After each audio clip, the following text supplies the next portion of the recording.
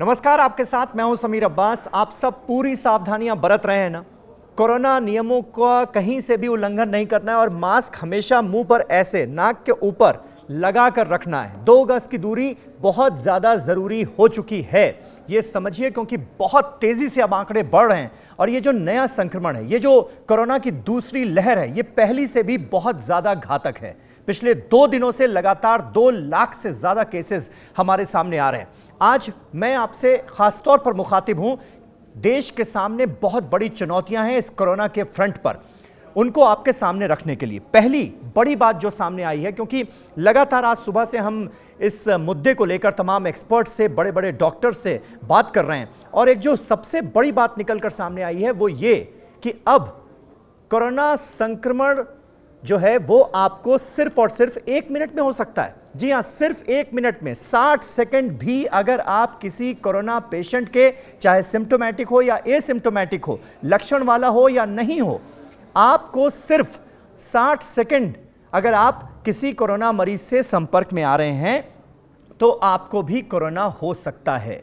यकीन जानिए, ये बहुत बड़ी जानकारी सामने आ रही है और बहुत सारे एक्सपर्ट्स अब ये दावा कर रहे हैं और यही वजह है कि आप देखिए कि दूसरी लहर में बहुत तेजी से संक्रमण फैलता हुआ नजर आ रहा है। महाराष्ट्र के आंकड़े अभी भी सबसे ज्यादा हैं, तकरीबन 50% मामले महाराष्ट्र से ही सामने आ रहे हैं और महाराष्ट्र के बाद दूसरा स्टेट हो गया उत्तर प्रदेश, जहां पर हालात बहुत भयावह हैं। बहुत तेजी से मामले संक्रमण के अब बढ़ते हुए नजर आ रहे हैं। तीसरे नंबर पर दिल्ली है, देश की राजधानी दिल्ली, यहां पर भी बहुत तेजी से आंकड़े बढ़ रहे हैं और चौथे नंबर पर छत्तीसगढ़ है। ये 4 राज्य जो हैं, इनमें चुनौतियां ज्यादा हैं। वैसे तो चुनौती पूरे देश में है, लेकिन इन 4 राज्यों में सबसे ज्यादा है, क्योंकि जैसे जैसे मरीजों के आंकड़े बढ़ रहे हैं वैसे वैसे अस्पतालों में बेड्स, ऑक्सीजन, रेमडेसिविर इंजेक्शन, इन सारी चीजों की कमी हो रही है। सरकारें अपने लेवल पर निपटने की कोशिश कर रही हैं, लेकिन हमें और आपको बहुत ज्यादा सावधान रहने की जरूरत है और संक्रमण से बचना है तो एक ही उपाय है, बहुत ज्यादा जरूरी अगर नहीं है तो आप अपने घरों से बाहर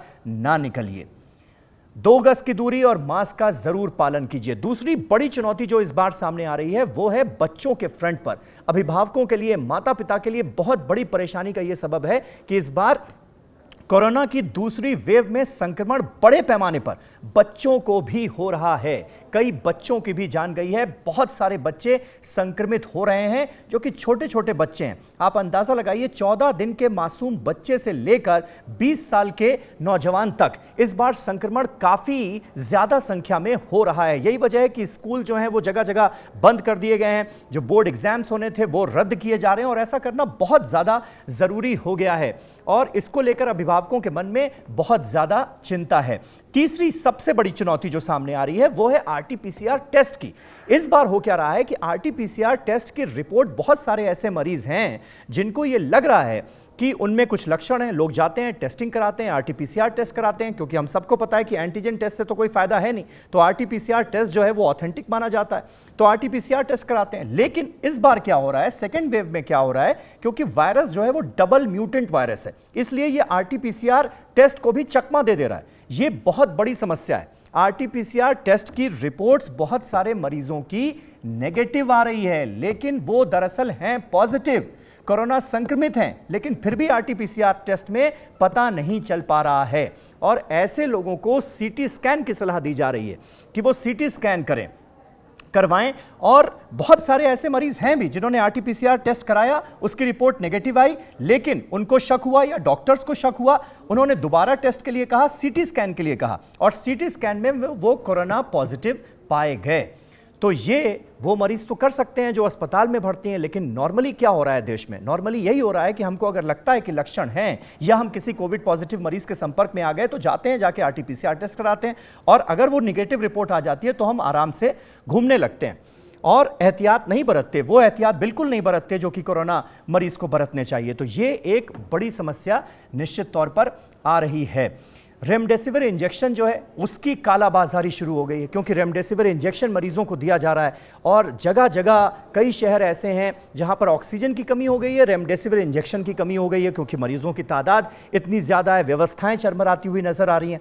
तो कई जगहों पर आप देखिए कुछ ऐसे शैतान मानसिकता के लोग हैं कि वो इतनी बड़ी आपदा में, इतनी विकट स्थिति में भी फायदा उठाने की कोशिश कर रहे हैं और जगह जगह ऐसे लोग पकड़े गए हैं। एक दो जगह ऐसी हैं जहां पर कुछ डॉक्टर्स को भी पकड़ा गया है जो कि रेमडेसिविर का नकली इंजेक्शन बना रहे थे। कुछ ऐसे लोग हैं जो कि रेमडेसिविर की कालाबाजारी शुरू कर चुके हैं।